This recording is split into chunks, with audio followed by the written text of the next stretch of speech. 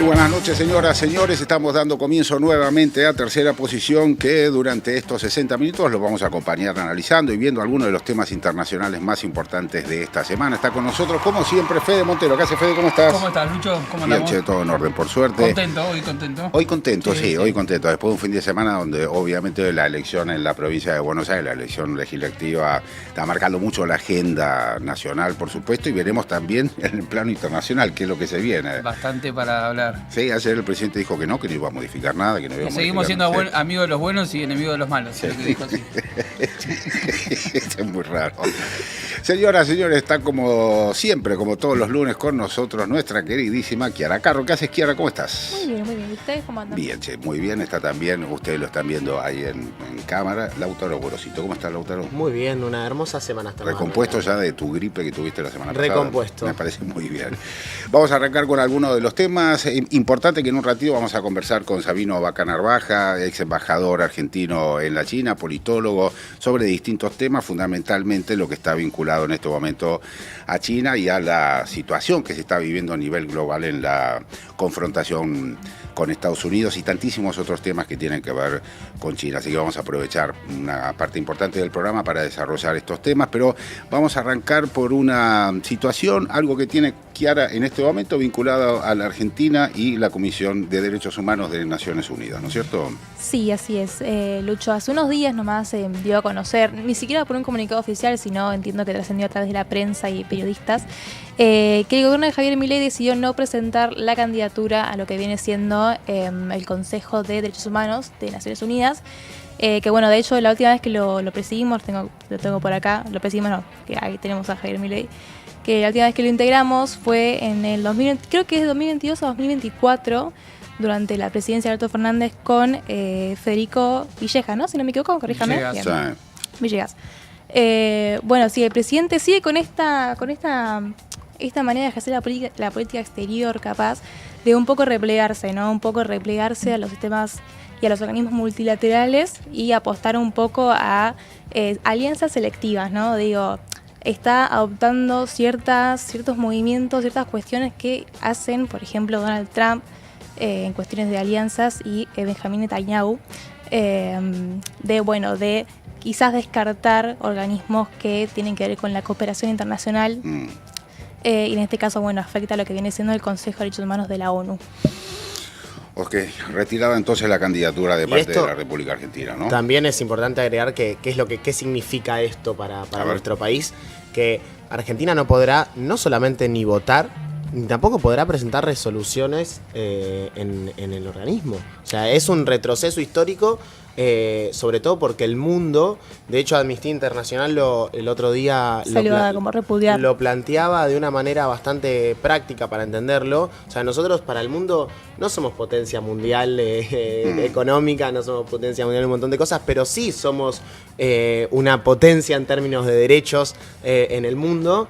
Entonces, si bien esto no me parece que sea algo que no puede retrotraerse, creo que es una de las cosas que en un hipotético cambio de gobierno en el 27 se puede volver a recuperar, resulta un retroceso, sobre todo en este momento donde el mundo está convulsionado con aprietes y violaciones a los derechos humanos. Sí, te quedas sin una herramienta, en mi perspectiva, un poco fundamental para lo que es, en primera instancia, la cooperación con los países que forman parte de la ONU, por supuesto, pero también cuestiones que justamente tienen que ver con algo tan importante en nuestro país como los derechos humanos.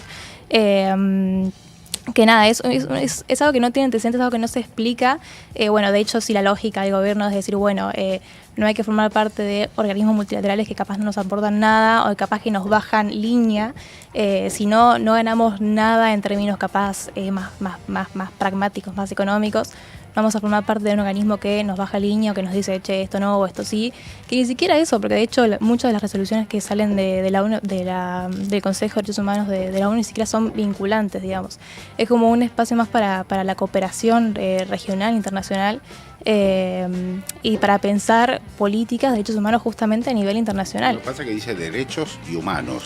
Claro, ya es muy woke para el gobierno. Bueno, ayer Milei, después de la drástica derrota del gobierno en las elecciones de la provincia de Buenos Aires, él cuando sale a hablar dice: vamos a hacer una autocrítica política pero en términos económicos, en términos de la política exterior, vamos a seguir redoblando la apuesta en ese aspecto. Entonces, me parece que mucha autocrítica no va a ser. No quiere modificar nada, ¿no? Vamos a pasar a otro tema. En este caso, Fede, conversemos un poco sobre la situación que se está viviendo en Francia con una crisis política que está proponiendo algunos recambios también, ¿no?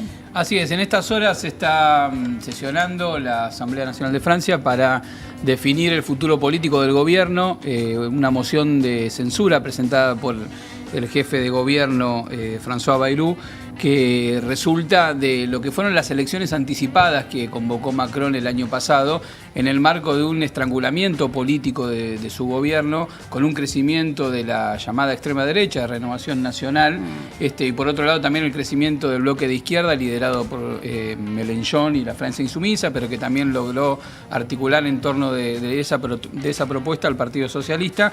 Se las veía venir difíciles. Macron en ese momento convocó a elecciones anticipadas, logró frenar la consolidación de una mayoría opositora que le pusiera una orientación ya radicalmente diferente al gobierno, pero colocó como primer ministro a Bayrou, que es una expresión no mayoritaria dentro de la Asamblea.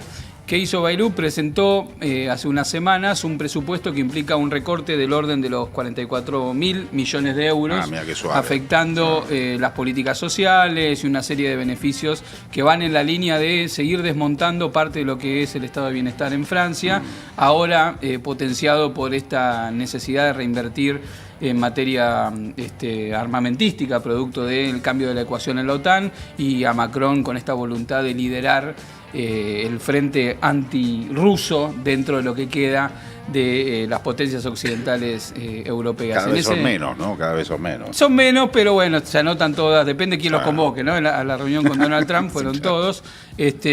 Lo cierto es que este es un escenario complejo en términos políticos. Lo más probable es que termine desarmándose el gobierno, fracasando la moción de censura que adelantó el gobierno de Francia. Eso puede tener por delante una serie de escenarios a abrirse.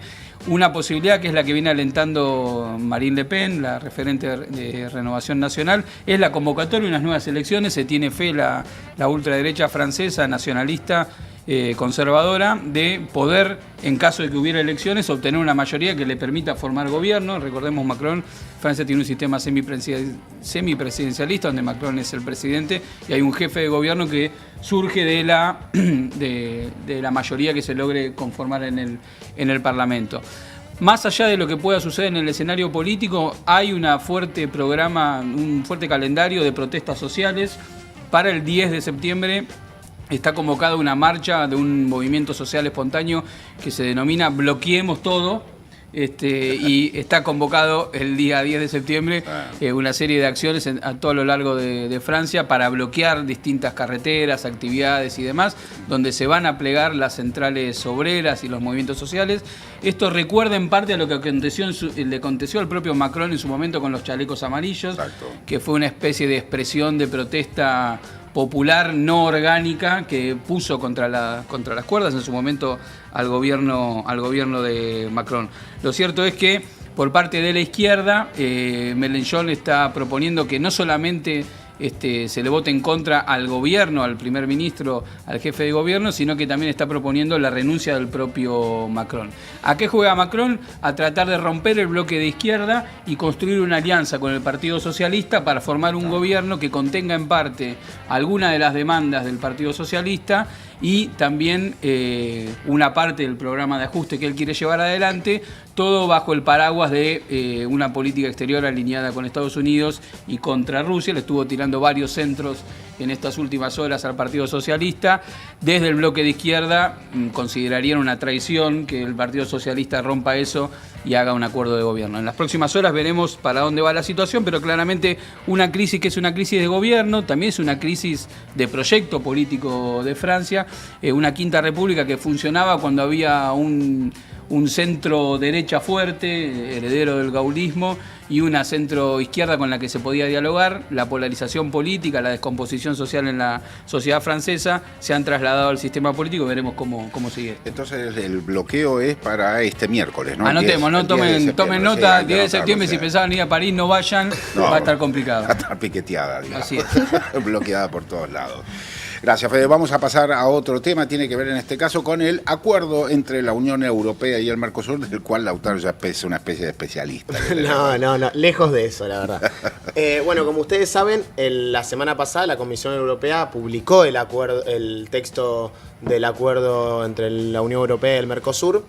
Esta semana también Lula mantuvo conversaciones con la presidenta de la Comisión Europea, Ursula von der Leyen, y Lula está en una posición donde lo que más le interesa es presionar para que el acuerdo se firme antes de fin de año, también entendiendo que el contexto regional para él es favorable porque hoy tiene la presidencia pro tempore del Mercosur, entonces necesita que ese acuerdo se firme antes de ese año. Úrsula está acompañando, pero también con algunos problemas dentro de la Unión Europea, sobre todo porque Polonia en los últimos días estuvo mostrándose bastante en contra de este acuerdo, que lo viene haciendo hace varios meses, pero ahora con una agenda bastante cargada respecto de ese tema. De hecho, en estos últimos días el presidente polaco se reunió con Donald Trump en Estados Unidos y está conformando un bloque antiacuerdo que tiene que ver con también sumando a Francia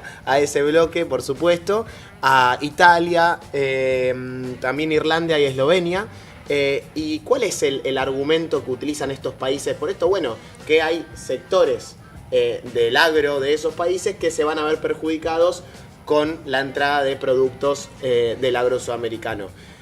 Lula, en esas conversaciones con Ursula von der Leyen, lo que le dijo es, bueno, está todo bien, pero ya no vamos a permitir ningún tipo de exigencia más respecto de los temas ambientales y el tema arancelario. Así que en estos días se va a terminar de conformar este bloque que parece que va a avanzar. Yo creo que no van a tener mucho éxito, pero recordemos que el acuerdo de la Unión Europea-Mercosur se divide en dos partes, ¿no? El acuerdo político por un lado y el acuerdo comercial. ¿Cuál es la conclusión del por qué se dividen dos acuerdos en dos partes de este acuerdo? Bueno, es porque la parte comercial no necesita que pase por los 27 países de la Unión Europea. Esto le va a facilitar mucho más aprobar a la Unión Europea la parte comercial, y la parte política sí tiene que pasar por cada uno de los parlamentos, sumado al Consejo Europeo y demás. Así que esas son las novedades para no cortar mucho tiempo. Perfecto, buenísima la actualización entonces sobre este acuerdo que está ahí arrastrándose, ¿no? O sea, hace un tiempo Yo largo creo que va y viene, van a intentar aprobarlo sí, este año o a principios del año que viene, pero veremos qué sucede, ¿no? Todavía no está nada dicho. Está todo todavía en veremos, como En se veremos. decía antes. Vamos a pasar al tema China. Lo invitamos a Sabino, si se quiere incorporar aquí a la mesa de tercera posición. Adelante, Sabino, podés pasar, sentarte, tenés agüita, tenés micrófono y esas cosas necesarias como para que podamos tener una buena charla. Muchísimas gracias por venir. No, gracias por invitarme, Chiara, Lautaro, Lucho, Fede. La verdad que un gusto estar acá de nuevo en este programa con este nombre tan lindo, ¿no? Tercera posición. Ya queda raro, ¿no? La palabra tercera posición, la Yo frase. creo que no, ¿eh? Si vos ves los BRICS, contame. la cumbre, Sí. la última reunión de la Organización de Cooperación de Shanghái, te diría que al contrario, está más vigente que nunca, ¿no? Están los BRICS, más los BRICS ampliados, retomando lo que era el esquema de los países no alineados, y todo en lo que nuestro movimiento ha sido precursor, ¿no? El peronismo. Yo siempre digo, ¿no? Pongo como ejemplo la gran planificación y desarrollo chino, pero la verdad que acá en Argentina Perón arrancó con los planes quinquenales, ¿no? Después, por supuesto, quedó trunco por el golpe, pero China siguió con 14 planes quinquenales, el año que viene va por el 15º, y nosotros con 1,5, aún hoy, muchas de las cosas que tenemos vigentes fueron por esa planificación quinquenal que tenía Perón como uno de los líderes. ¿Desde qué año aplicó planes quinquenales Desde China? 1953. Miércoles. O sea, China se constituye como República Popular China en el 49, después de la Gran Marcha. Bueno, otro evento que pasó en estos momentos, que es uno de los eventos nacionales más importantes, tanto de China como para Rusia. En Rusia lo llama la Guerra Patria. En China, acuérdense que ellos sufrieron en el 31 la invasión japonesa. Claro. Entonces le llaman, son los 80 años de la invasión japonesa y la guerra antifascista. Esa es la manera que lo llama China. Y Occidente generalmente recuerda bastante más la incursión, bueno, cada vez menos, ¿no? Porque tenés todo el esquema de campaña mediática. Había una encuesta muy linda que iba contando cómo pasaban los años y los países de Occidente, si le preguntaban sobre todo a los más jóvenes, y iban cambiando la posición de que había sido Rusia determinante para la Segunda Guerra Mundial y empezaban... Hubo una encuesta de Gallup que le preguntaba cada tanto tiempo quién ganó la Segunda Guerra Mundial, quién fue clave para derrotar al fascismo. Y termina más con cerca de Estados los Unidos. 50 era la verdad histórica de que había sido la Unión Soviética, y más cerca de nuestra época los Estados Unidos. Bueno, fíjense, si yo les digo, bueno, obviamente Rusia fue determinante, murieron 26 millones de rusos en la Segunda Guerra Mundial, pero ustedes saben la cifra de China, 35 millones de chinos. Y hay batallas como la masacre de Nanjing, bueno, como un montón de hechos donde China fue determinante para la caída de Japón, que era parte del eje del fascismo. O sea, esas son las cosas que Occidente tiene, y bueno, que es una celebración muy importante que fue, bueno, este desfile militar imponente.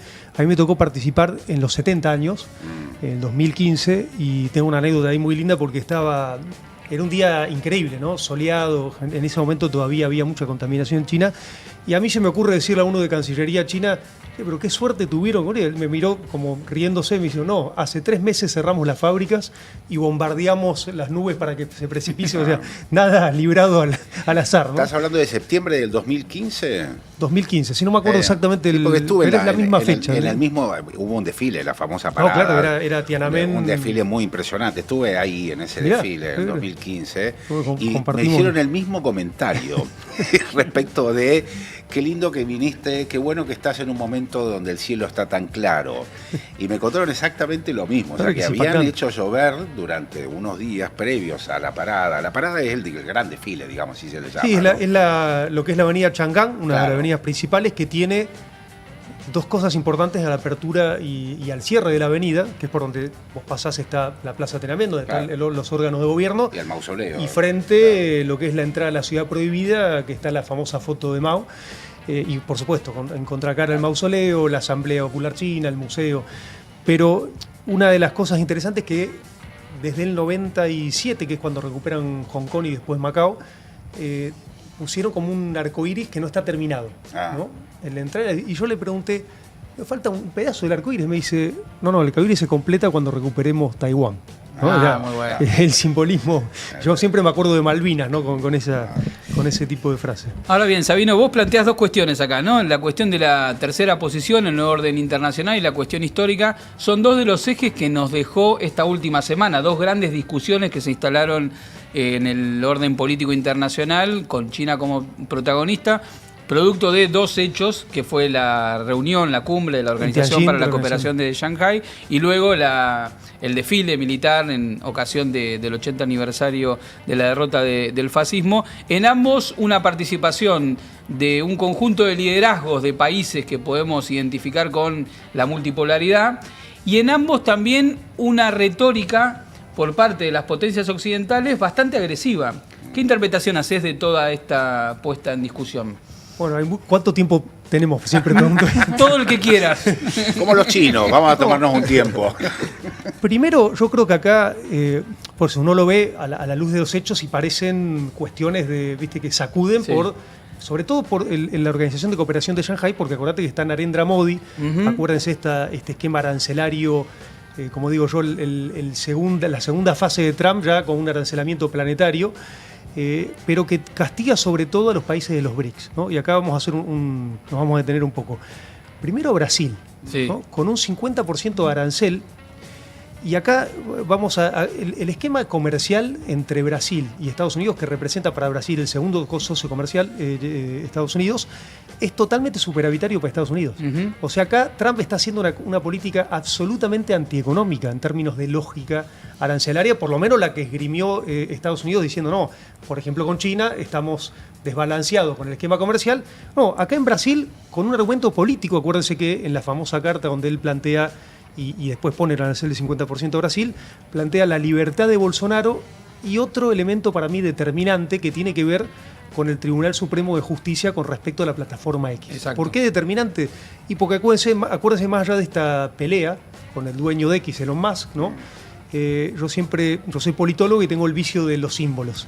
Y cuando fue la primera presidencia de Trump, que culmina con esta imagen de Picapiedra, ¿no? Con la toma del Capitolio, bueno, y demás.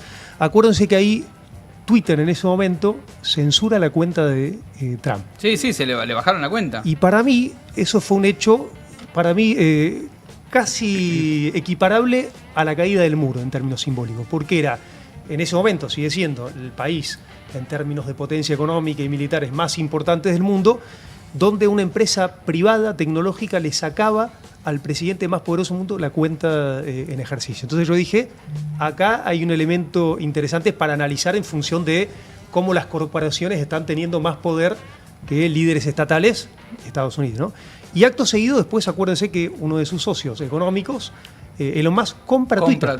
Compra Twitter. Lo transforma X, y fíjense, más allá de la pelea y cómo termina con estas cuestiones de color, no Bannon diciéndole vamos a deportar al sudafricano, bueno, una cosa impactante para la dinámica de la política norteamericana, bueno, termina Trump defendiendo a la plataforma X. ¿Y por qué es esto? Porque lo que está mostrando, ¿no? Además del interés político, ¿no? ¿Para qué usa la plataforma X? ¿Para qué usa estas corporaciones? Y bueno, ustedes recién hablaron de Europa, acuérdense de las acusaciones a Elon Musk del gobierno alemán, incluso de Macron, por las incidencias. Sí, promovía candidatos Elon Bueno, Musk en Europa y, sin ir más lejos, a nuestro presidente, digamos, ¿no? Acuérdense, nuestro presidente sin Twitter no sé si hubiera sido presidente. Bueno, está comprobado que estas plataformas, incluido muchas otras, Facebook, el 90% de lo que circula o no está comprobado o es falso. Fíjense el impacto que tiene, y sobre todo en nuestros sistemas democráticos, ¿no? Y cómo tiene, o sea, aparece esto que llaman el cuarto, quinto poder, vinculado a la influencia política a través de, además, corporaciones que son privadas, ¿no? Porque nosotros tenemos estas discusiones con respecto a las tecnológicas, sobre todo en China. China, cuando Google quiere entrar en China, el Estado chino le dice, bueno, compartí los códigos. Y Google dice no. Y dice, bueno, vos sos un privado, no entras a China. Y algo que se vio desde Occidente como una cuestión de restricción, qué sé yo, era una empresa privada. ¿Qué hizo China? Ganó soberanía tecnológica y armó sus propias plataformas. Tencent, Alibaba, y hoy son gigantes, por supuesto, mucho más grandes que Google, pero controlados por el Estado, ¿no? Estábamos con lo de, bueno, que la política exterior, la política comercial de Trump es una extensión de su política exterior. Qué bueno que me ordenes porque yo me voy por las ramas. Y no solamente de su política exterior, sino de la política exterior de su partido. Brasil, BRICS. Claro. India. O sea, un país que dentro del esquema de los BRICS tiene también un vínculo histórico con Estados Unidos. Acuerden también cierta rivalidad con China. Eso igual obviamente en esta etapa se fue desarmando. También le impone un 50% de aranceles, ¿no? Yo de hecho creo que gran parte de lo que se llamó esta guerra de los 12 días, ¿no? De bombardeo de Irán, también tiene que ver con esto de los BRICS, porque Irán es miembro pleno de los BRICS cuando se suma Argentina en la cumbre de Johannesburgo del 2023. Pero además hay un hecho ahí poco conocido, que es en el mismo tiempo del bombardeo, había terminado China un ferrocarril físico nodal para el tema de los hidrocarburos. Acuérdense que Irán es un gran proveedor de hidrocarburos a todo el esquema de Eurasia, con lo cual también hay un esquema ahí geopolítico, ¿no? Acuérdense cuando asume Trump que ya empieza a hablar de Groenlandia, Canal de Panamá, el Golfo, de un esquema alusivo, ¿no? Porque diciendo vamos a controlar, ¿no? de quedarse con Groenlandia. Y esto tiene que ver con varias cosas, con la cuestión geopolítica de la ruta del Ártico, ¿no? Porque acuérdense, con el esquema del cambio climático, ahí hay una especie de deshielo y se arma un corredor ahí. Se liberan los pasos. Exactamente. Y lo mismo con el esquema del Canal de Panamá, donde Trump dice, bueno, vamos a volver a los protocolos firmados, digamos, por Carter para adueñarnos de ese recurso, porque acuérdate que ahí había una empresa que había ampliado el Canal de Panamá. Bueno, China con este esquema de largo plazo, que ya venía a venir ese conflicto, ¿qué hace? Consolida el puerto de Chancay, ¿no? Que ahora está armando una línea ferroviaria de Chancay Pacífico al puerto de Santos de Brasil, armando el primer corredor bioceánico interesante que pone obviamente en jaque al esquema del corredor, porque el segundo usuario del Canal de Panamá es China. Entonces, ¿cuál es mi teoría? Y cuando Estados Unidos le deja de ser beneficioso un determinado modelo económico, sistema político mundial, lo rompe, ¿no? Esto pasó con el patrón oro y está pasando ahora, porque acuérdense que cuando termina la Segunda Guerra Mundial se arma un orden en función de Estados Unidos, ¿no? FMI, el Banco Mundial, el mismo sistema de Naciones Unidas que ahora se está retirando, como contaba Kiara, ahora el esquema ambiental de Argentina, de derechos humanos de Argentina como espejo automático de lo que hace Trump. Es un poco la teoría del descarte, ¿no? Eso es un repliegue con cierta lucidez por parte de Trump, ¿no? Porque dice, bueno, estamos en un esquema donde ya no podemos abarcar y darnos el lujo de armar un esquema de guerras, de 3 o 4 guerras, y acuérdense que Estados Unidos tiene ya 750 bases en el mundo. Y la campaña de Trump fue: vamos a hacer un gran recorte militar, incluso desactivarse de la OTAN, y ahí la sintonía, y acuérdense con Putin, ¿no? Este esquema donde hay un guiño de Trump para tratar de desacelerar el conflicto en una Europa que queda muy desacomodada, porque acuérdense que este conflicto que fue fogoneado con Europa termina en una Europa, Alemania, con tasas el año pasado de crecimiento del 0,1%.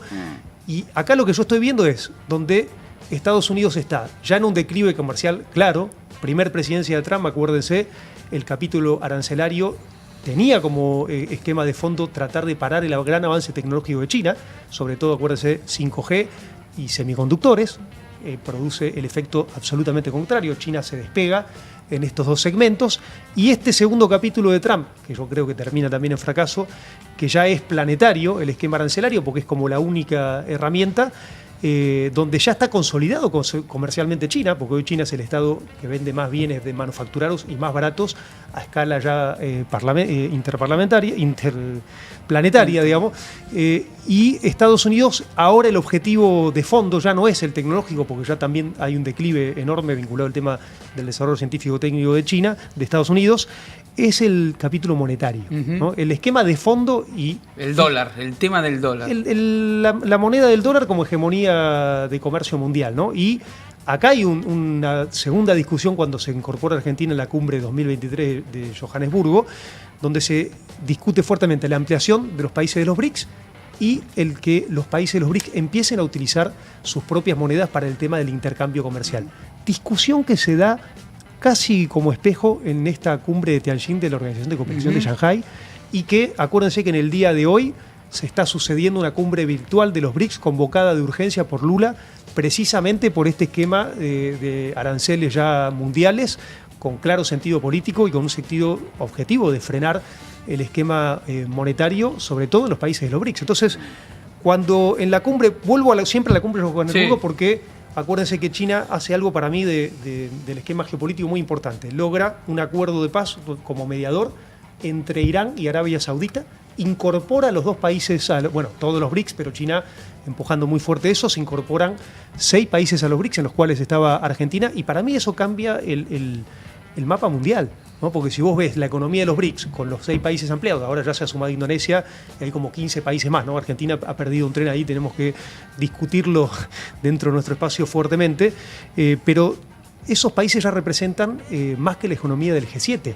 Y en términos de crecimiento, uno ve lo que está pasando con la comunidad africana, con países de África. Hay 3 o 4 países de África que están creciendo al 10-11%, a las llamadas tasas chinas. Y en promedio África está creciendo al 6%, ¿no? Fíjense lo que pasa con Europa y este esquema de alimentar un conflicto que le terminó tabicando el acceso a energía barata, y Europa está comprando 5 veces más caro, por lo menos, energía a Estados Unidos, ¿no? Que es el actor beneficiado.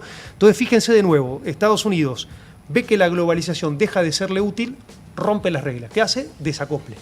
Y vuelve al mal llamado patio trasero. Repito, en un esquema del peronismo uno podría decir sí, y es una discusión que se da acá.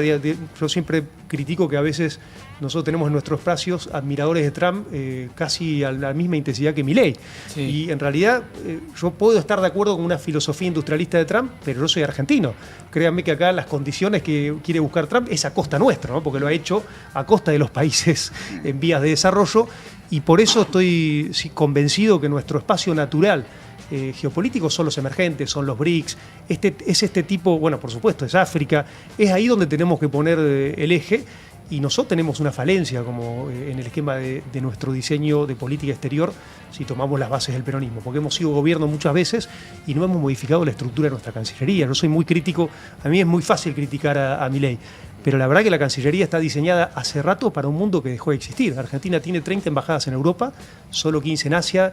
Fíjense esto que contaba Lautaro, hace 20 años estamos discutiendo un acuerdo con la Comunidad Europea que no va a suceder, muchachos, no va a suceder porque somos competitivos como con Estados Unidos. O sea, la complementariedad está en los países de Asia, en África, y esto también implica un desgaste institucional enorme, porque después nuestra sociedad dice, che, ¿qué es esta burocracia que está hace 20 años persiguiendo algo que te lo va a rechazar? No nosotros, lo va a rechazar Francia, Polonia, Irlanda, los países con los cuales somos competitivos, porque Argentina, Brasil y toda nuestra región es muy competitiva en términos agroalimentarios. Yo tenía...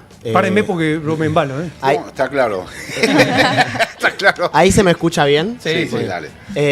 Yo tenía ahí dos preguntas respecto de la relación Argentina con China y cómo nos estamos insertando nosotros en Euroasia, pero también dentro de las empresas chinas acá en la República Argentina. La primera es cómo está hoy la situación de lo que se había firmado en su momento con Alberto Fernández, que fue incorporar a la Argentina a la Ruta de la Seda en su momento. ¿Cuál es la situación? La franja y la ruta. La ruta de la seda es una resignificación de la ruta de la seda. La franja y la Iniciativa ruta. de la franja y la ruta. Y después, viste que siempre en las discusiones entre compañeros, entre amigos, familiares, etcétera, es como que China es el cuco, siempre China es el cuco, pero también cuando te dicen, cuando nosotros planteamos, no podemos regalar nuestra soberanía, vienen empresas estadounidenses y se llevan el mayor porcentaje de participación, por ejemplo, en la extracción del litio, en la extracción de empresas canadienses, etcétera. ¿Cómo vos harías la diferencia o le explicarías a la gente cuál es la diferencia entre negociar con China y con los países asiáticos y con Occidente? ¿Cómo nosotros, por qué a veces preferimos y planteamos que se cuida más la soberanía en ese lado del mundo que en el otro? ¿Cuánto tiempo tenemos? No, primera reflexión. Acá, como volvemos a las bases del peronismo, lo primero que tenemos que hacer como espacio político es caracterizar bien el sistema internacional. Porque si vos no caracterizás eso, no podés armar una estrategia. Y el segundo paso es tener una estrategia de desarrollo propia. Porque acá no te va a salvar ninguna posición con una potencia extranjera, sino tu plan de desarrollo propio. O sea, vos una vez que caracterizaste el escenario internacional, en este sentido, decir, bueno, ¿cuáles son los países más parecidos, que tenemos más posibilidad de potenciar nuestros sistemas productivos, que tenemos más complementariedad, que nos han dado señales políticas de apoyo en la mayoría de nuestros reclamos, que están planteando en Naciones Unidas reclamos parecidos? Acá quiero retomar una cosita que decía Chiara. Argentina había ganado cierto estatus en materia de su postura en el sistema internacional, que de política de Estado, con respecto a derechos humanos, con respecto al tema medioambiental, con respecto a nuestro reclamo de integridad territorial de las Islas Malvinas. Habíamos logrado, cambiaban los gobiernos y teníamos una misma postura en el sistema internacional. Este gobierno lo rompió. Entonces voy a tomarlo de Milei cortito, porque a mí me gusta criticarme a mí mismo, que de nuevo es muy fácil criticar a Milei, pero Milei hoy nos está llevando a plantear a China como un enemigo. ¿Por qué? Porque está en un mecanismo que yo llamo la doble subordinación. Una subordinación política de Estados Unidos como nunca se vio en la historia argentina, nunca se vivió algo así, ni con la dictadura militar. O sea, Argentina está votando en soledad con Estados Unidos y a veces con Israel, pero sobre todo con Estados Unidos, comprándole armamento militar obsoleto.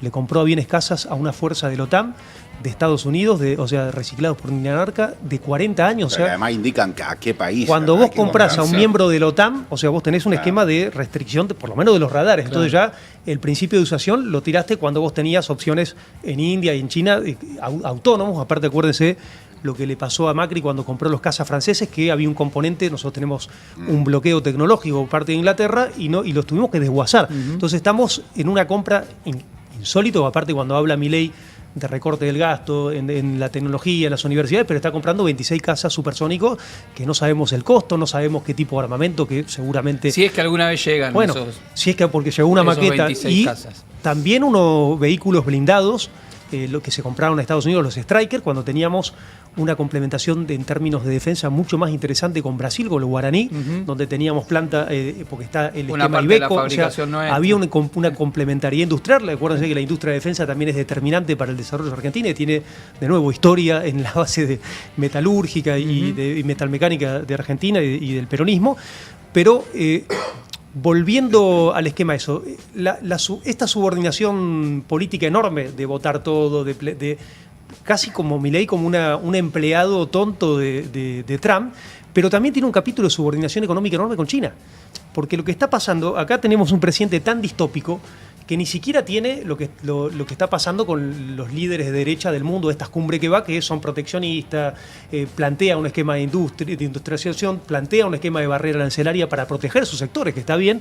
Acá Milei es una distopía insólita, entonces tenés una subordinación política, pero también una subordinación económica, porque si vos haces una apertura indiscriminada con China, que es un gigante, como dije yo, de las manufacturas, te va a arrasar todos tus sectores industriales. Textil, automotriz. Fíjate lo que está pasando en el sector automotriz. Con el acero. Acaban de dar un arancel para 50.000 unidades para autos eléctricos. Sí. Arancel cero. En Brasil está China instalando fábricas, acá Claro. van a venir una invasión de autos eléctricos chinos. Y fíjese esta paradoja. Biden le puso 100% de aranceles a los autos eléctricos BYD porque competían con Tesla, ¿no? De nuevo, Estados Unidos, para afuera, libre mercado, pero si hay una empresa más competitiva que la mía, barrera arancelaria, que replicó Europa, 100%, y Argentina le da arancel cero. Entonces, por eso digo que es paradójico, porque la ayuda económica financiera que le está dando Trump a Milei se le está gastando para los chinos. O De sea hecho, que- la discusión con Brasil respecto de la empresa automotriz fue el tema de la mano de obra también, o me equivoco. ¿En qué sentido? Respecto de que China siempre cuando instala una fábrica muchas veces lleva su propia mano Bueno, de obra. ahí ya hay un prejuicio y es falso eso. Ah, Ahí es falso. siempre así. China, y te voy a responder con Ok. Tim Cook, el CEO de Apple. Hay una entrevista reciente, hace 2 o 3 semanas, donde le preguntan al CEO de Apple, ¿usted tiene fábricas Apple tiene, la mayoría de los iPhones se hacen hoy en el mundo en China, bueno, y empezaron ahora a montar algunas fábricas en la India. Y le preguntan a Tim Cook, en un salón como este, ¿usted por qué elige radicar sus empresas en China? ¿Por la mano de obra barata? Y Tim Cook lo para y dice, no se equivoque. Hace 10, 15 años que eso no es así. Los salarios están a veces mejores que parte de países europeos, y yo le voy a decir por qué estoy en China.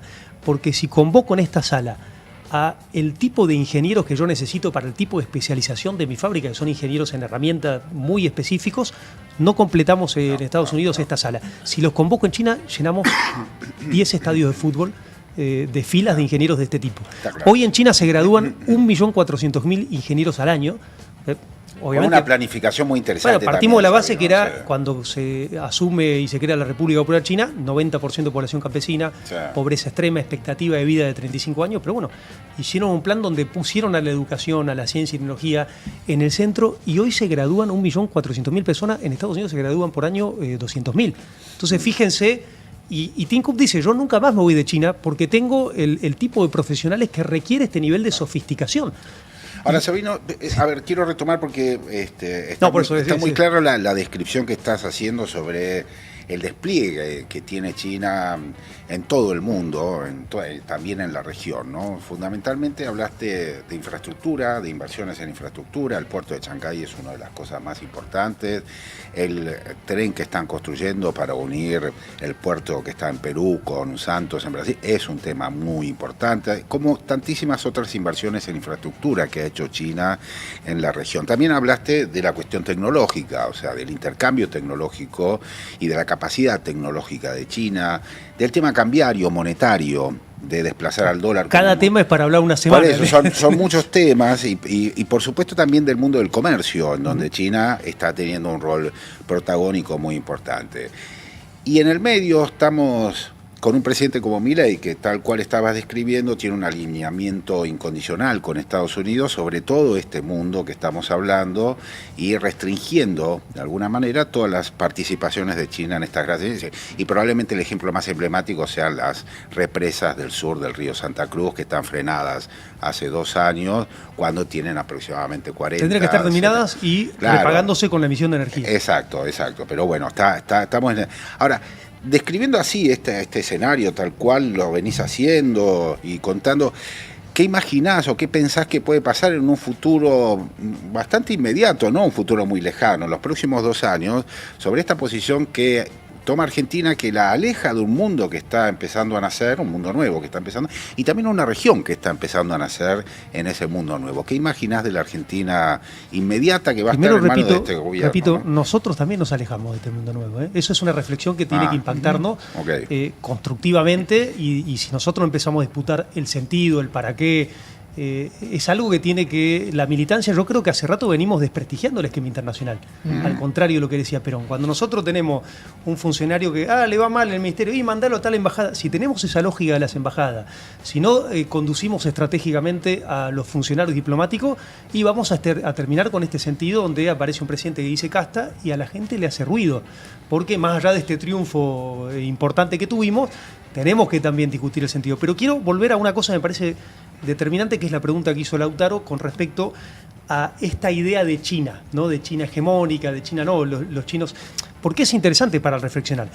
China es un país que tiene 5.000 años de historia, ¿no? Claro. Yo siempre pongo esto para reflexionar. Durante 18 siglos, o sea, del siglo I al siglo XVIII, el centro económico del mundo fue China. Pero indiscutiblemente, o sea, llegó a representar casi el 35, 37% de la economía mundial, casi ininterrumpidamente, salvo por India, en un momento. Bueno, los dos sufrieron colonia inglesa y así quedaron. En el caso de India fue peor, porque la recuperación de India es más lenta, porque le destruyeron su industria textil. Pero en el caso de China también. De hecho, ese periodo del declive de las guerras del opio y el esquema colonial lo llama China el siglo de la humillación. Ese siglo que China pasó con la caída de la dinastía Qing, de representar incluso ahí el 30% de la economía al 4%. Y volvemos a cuando recupera Mao y crea la República Bolchevique China, en ese momento el 4%. Hoy está el 18%. Entonces, primer concepto, China está en un esquema de reemergencia, no de emergencia, que ese es otro de la nosotros decimos, che, está emergiendo como. No, está reemergiendo, si querés, volviendo a su posición natural. Y también es interesante para ver la cosmovisión de China, porque China hoy, que ya tiene 400 millones de sectores medios, que planea duplicarlo en 10 años, y créanme que los chinos cumplen los planes, está en una fase de desarrollo súper interdependiente del mundo. ¿Qué quiere decir esto? Que China necesita que el mundo se desarrolle. O sea, este plan de infraestructura que en términos económicos de la iniciativa de la Franja y la Ruta ya representa 10 veces más el plan Marshall, que dicho sea de paso, el plan Marshall después de la posguerra lo obligaba a Estados Unidos, a los países, a votar con ellos, a incorporar, a condicionar la política, como hace el fondo.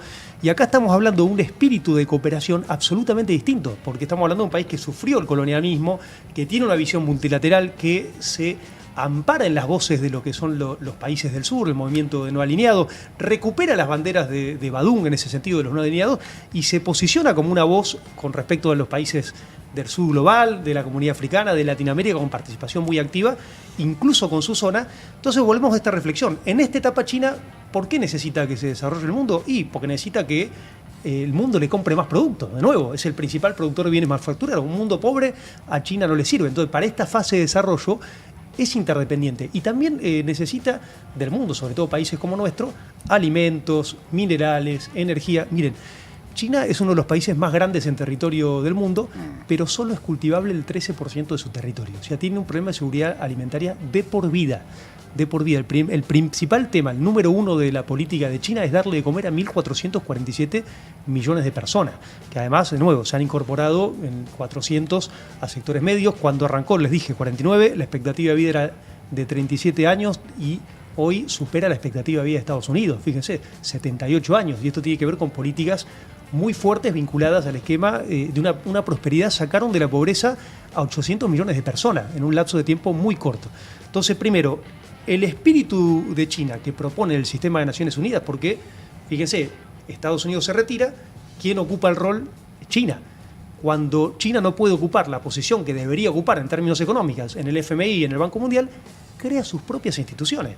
Acuérdense del Banco Asiático de Inversión y de Infraestructura, con liderazgo de China, el nuevo Banco de Desarrollo, con sede en Shanghái, que eso es un esquema de los BRICS. En esta cumbre de Organización de Cooperación de Shanghái se propuso también crear un nuevo banco. Se está creando un sistema financiero y ahora el elemento central, que es la disputa vinculada al tema monetario, ¿no?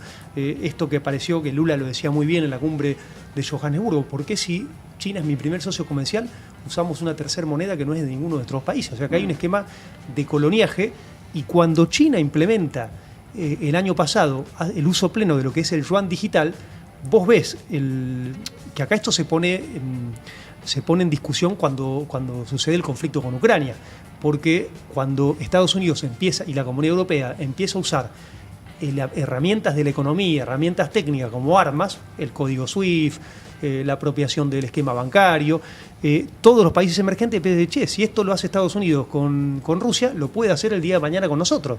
Y empiezan a discutir sus propios códigos de transferencia. Y aparece el esquema fuerte del yuan digital, incluso está discutiéndose la moneda de los BRICS digitales, pero fíjense, Ya China, con todas las naciones del sudeste asiático, incluso con 6 países de Medio Oriente, está usando el yuan digital. Si vos juntás esos 6 países de Medio Oriente y la asociación del sudeste asiático, representa el 40% de la economía del mundo. ¿Qué implica el yuan digital? Y una transferencia que hicieron a modo de puro entre Hong Kong y Emiratos por grandes montos, lo que duraba en el código SWIFT 7 días, se hizo en 5 segundos, porque estamos hablando de un esquema electrónico con tecnología blockchain y que se evitó 5 bancos, la intermediación de 5 bancos, y se ahorró un montón de recursos de impuestos financieros y transacciones financieras. Entonces, fíjense cómo no es el futuro el esquema monetario y qué lejos está Argentina, porque, de nuevo, le estamos dando la espalda. Repito, yo creo que nuestro espacio debería estar discutiendo esto como un elemento central. En el día cero, bueno, cómo retomamos el esquema de los BRIC, cómo trabajamos el esquema de nuestras propias monedas. Nosotros dejamos, que vos preguntaste lo de la franja y la ruta, 10 acuerdos firmados de infraestructura. Fíjense que este gobierno paralizó la obra pública del Estado de nuestras rutas, obras como nuestra cuarta central nuclear, financiadas por China, que iba a implicar, bueno, ni hablar, una inversión de 9.000 millones de dólares. Hasta ahora la más grande era las represas, en el orden de los 6.000 millones de dólares para generación de energía limpia. Imagínense nuestra cuarta central nuclear, que Argentina, de paso les cuento que exporta componentes nucleares a China, porque también Argentina tiene una capacidad científico-técnica, que ahora por supuesto está en oración, enorme, vinculado al esquema satelital. Hay empresas como Conuar que están exportando componentes nucleares a empresas chinas. O sea, nosotros teníamos el INVAP y China estaba, cuando estuve yo, empezó la cooperación para comprarnos 2 reactores del INVAP. Entonces fíjense cómo estas discusiones son las que tenemos que dar en el seno de nuestro espacio, de cómo está configurado el orden mundial y de qué yo planteo una reforma del servicio exterior integral. Creo que dado nosotros tendríamos que tener a nuestros diplomáticos, deberían ser agentes comerciales y vos tendrías que poner un sistema de premios y castigos, en el sentido de decir, che, tenés que buscar un esquema de promoción. Argentina debería estar hace 3 o 4 años duplicando sus exportaciones. Fíjense este ejemplo básico. Cuando yo empecé a estudiar, ¿viste? Con China tenemos otro problema, que es un déficit estructural de nuestra balanza comercial. ¿Qué quiere decir? Le exportamos bienes primarios e importamos productos manufacturados y tecnología. Entonces tenemos un déficit que llegó a los 9.000 millones de dólares en términos de intercambio de balanza.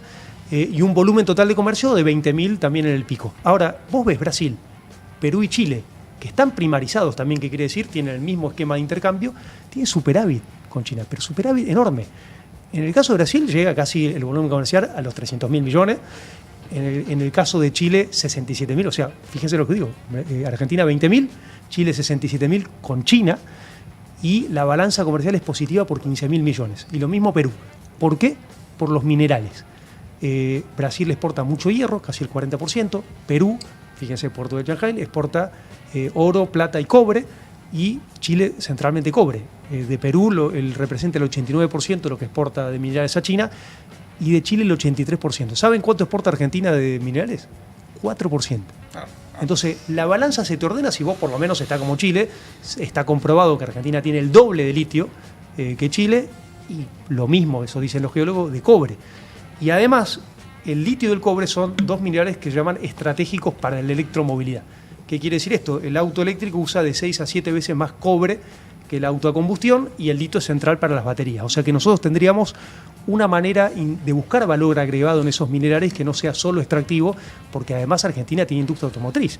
Podría ir hacia una reconversión de su esquema automotriz hacia la electromovilidad y además tenemos otros minerales que son tierras raras que también son fundamentales para todo lo que es los componentes electrónicos. O sea, de los 5 minerales, porque nos falta cadmio y cobalto, que son los otros 2 estratégicos para la electromovilidad, tenemos 3. O sea, tenemos un potencial enorme y ahí es donde tenemos que volviendo al espíritu del peronismo, al discurso productivista que perdió Argentina. Porque Argentina está exportando madera e importando celulosa.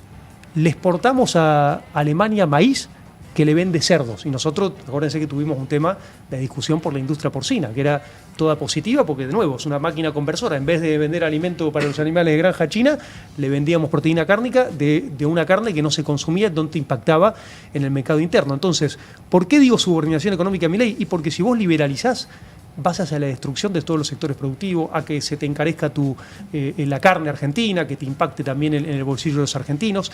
Y créanme que China no te impone un sistema económico. Porque con Brasil, ¿qué tiene? Asociación Estratégica Industrial, como tenía con nosotros. ¿Y por qué? Porque Brasil tiene que cuidar su industria. Y fíjense que a Brasil, con Xi Jinping y Lula, están yendo fábricas de autos.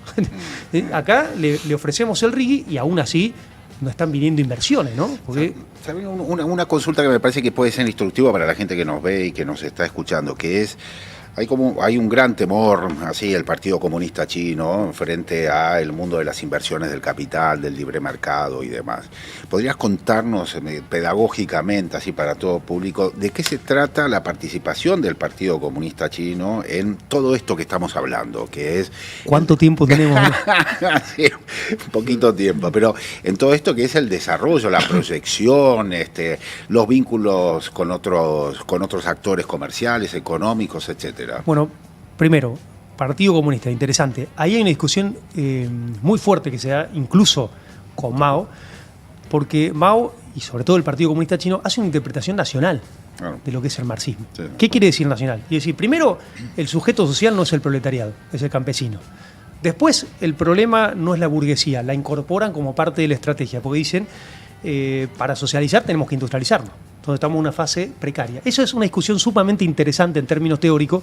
Yo creo que otro problema que tenemos como movimiento, que hace mucho no debatimos ideas y tenemos que volver a debatir ideología, porque Milei debatió ideología, una que no me gusta, pero nosotros estamos vaciados de contenido. Entonces tenemos que volver a la discusión formativa, a los planes quinquenales, a la doctrina, que aparte de un movimiento tan rico, la tenemos que actualizar, ¿no? Porque vos lo traes a Perón hoy y dice, no vuelvan con mi manual, hay que hacer una actualización doctrinaria, pero son cuestiones importantes. Y ahí es donde China se destaca, hace una incorporación de doctrina nacional, del confucianismo, de un montón de conceptos que enriquece al marxismo y le da lo que llama el socialismo con características chinas. Pero también hay que entender que en esta fase donde dice, tenemos que industrializarlo, para eso tenemos que hacer que vengan acá las industrias, que vengan acá a invertir y se radiquen acá las fábricas, y en este proceso que sobre todo se cristaliza con Deng Xiaoping, acuérdense de la apertura y reforma en el 78, donde China crea estas zonas económicas especiales que eran un esquema de impositivo casi nulo y mano de obra muy barata. Era el famoso China, la factoría del mundo. Pero fíjense, estoy hablando del 78, ¿no?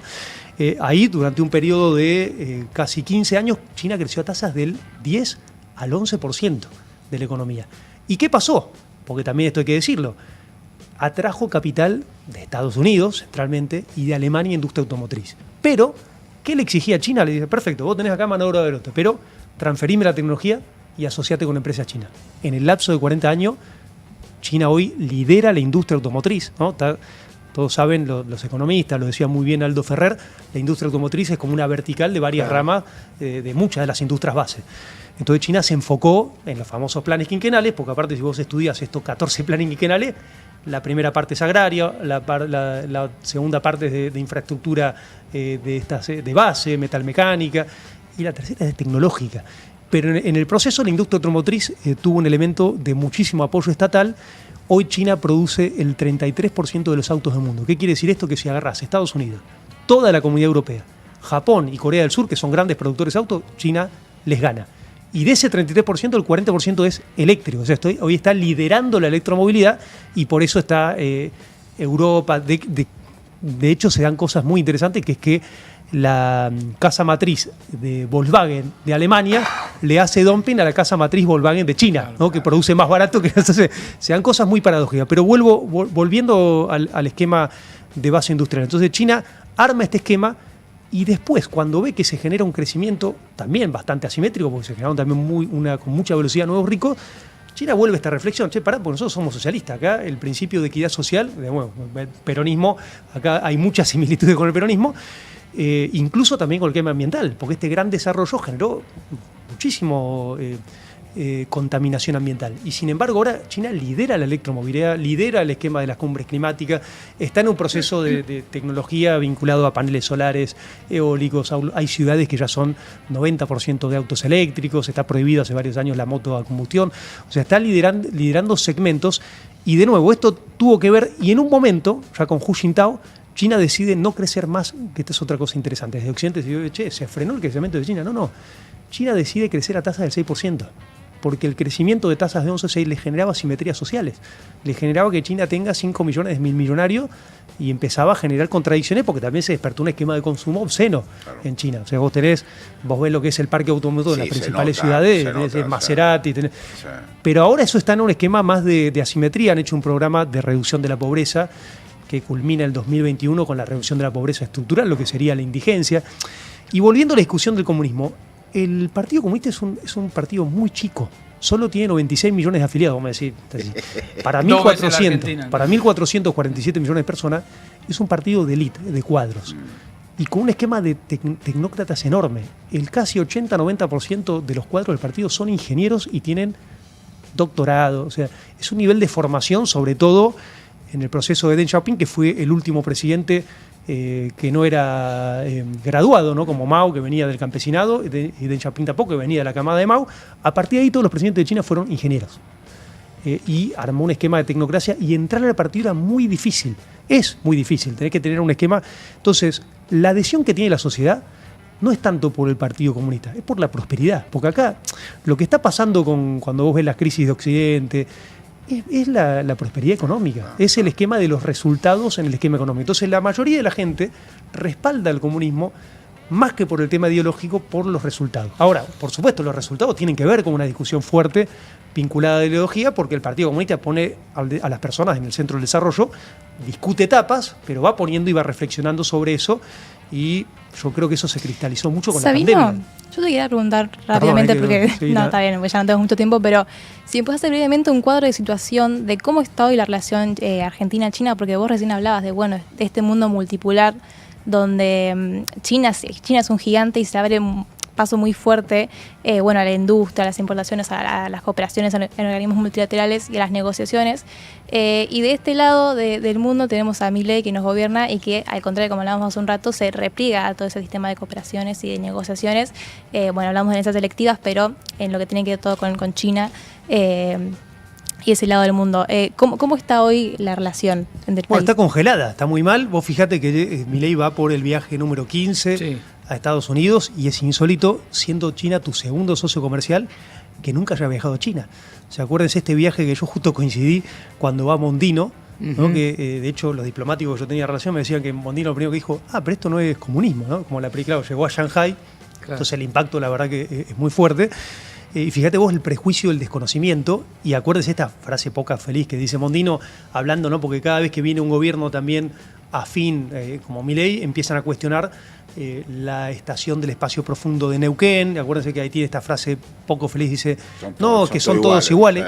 Créanme que yo no encontré un país de mayor diversidad que China. Tiene 56 grupos étnicos, donde está la mayoría de la etnia Han, pero después tiene 55 que... Pero hay dialectos. Por eso, en Xinjiang tenés los uigures, que son musulmanes, ni siquiera tienen los ojos rasgados, en Mongolia, los tibetanos en Tíbet, pero la diversidad es enorme. Y hasta, como dice, mucho diferencia de idioma, de escritura. La comida cambia. Pero vos tenés en el norte, son altos, en el sur son... O sea, cambia muchísimo. Entonces, esto es un esquema de desconocimiento y prejuicio enorme. Por eso yo estoy haciendo me di el trabajo de armar este esquema de militancia. Creamos una maestría en la Universidad de José C. Paz. Voy a las provincias, cada vez que me invitan voy, porque yo creo que realmente son cosas que tenemos que reflexionar en nuestro propio espacio. Por eso lo que decía el autor para mí es muy acertado, porque en nuestra discusión está esto de pensar, no, porque ahora viene otro imperio, y es verdad, porque nosotros tenemos una relación de centro-periferia mala con respecto a la historia de los imperios, pero acá tenemos una oportunidad con China. Por supuesto, de nuevo, si vos no te das una estrategia de desarrollo en función de esta, yo planteo en mi último libro 5 ejes donde podría Argentina duplicar las exportaciones, pasar a resolver esta gran crisis que tenemos, que es el déficit de divisa, ¿no? Energía, minería, agroalimentos, que ya funciona, pero yo incorporo un componente biotecnológico. Turismo y economía del conocimiento, les dije, el tema nuclear, satelital, donde Argentina también se destaca. Pero hoy estamos en el peor de los mundos, en la relación bilateral. Tenemos una ventaja, que es que el embajador de China está trabajando mucho en lo que nosotros también, como cuando estuve en la embajada, trabajé, que es la parte subnacional, porque yo veía la escala que tienen las provincias chinas, que a veces son provincias que tienen 100 millones de habitantes, 3 PIB de Argentina, que era muy interesante enlazarlos y hay iniciativas muy positivas de provincias que se enlazaron con provincias chinas y créanme que hay empresas provinciales. Por ejemplo, la automotriz Chery es una empresa provincial, de la provincia de Anhui. Entonces tiene una escala de una de las industrias automotriz que más se exporta en el mundo. La provincia de Shandong tiene una empresa minera provincial que se llama Shandong Gold, que compró la Barrick Gold y hoy es la que más invierte en oro en San Juan. Entonces fíjense cómo aparece, porque sus provincias tienen sus propios bancos, su propio sistema financiero.